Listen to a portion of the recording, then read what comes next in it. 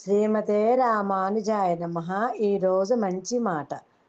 పంచటానికి సముద్రం అంత ప్రేమ నీలో ఉండొచ్చు, కానీ రోజులో ఒక్కసారైనా పలకరించామా లేదా అనే విషయం ప్రధానం. ఆ పలకరింపు కూడా లేనిచో కొన్ని రోజులకి పలుకు కూడా బంగారం అయ్యే సందర్భం మన చేతులారా మనం క్రియేట్ చేసుకున్న వాళ్ళం అవుతాము. జీవితం ఒక సముద్రం అయితే అందులో ఈదటం సమయం మీది కాదు, మన భుజాల మీద ఆధారపడి ఉంటుంది. తన లోపల ముత్యాలు రత్నాలు ఉన్నాయని సముద్రం ఎవరికీ చెప్పదు. సమయం వచ్చినప్పుడు అలల రూపంలో అవే ఒడ్డుకు చేరతాయి. అలాగే మనం మంచోళమా గొప్పోళమా అని నిరూపించుకోవలసిన అవసరం లేదు. సందర్భాన్ని బట్టి అదే బయటపడుతుంది.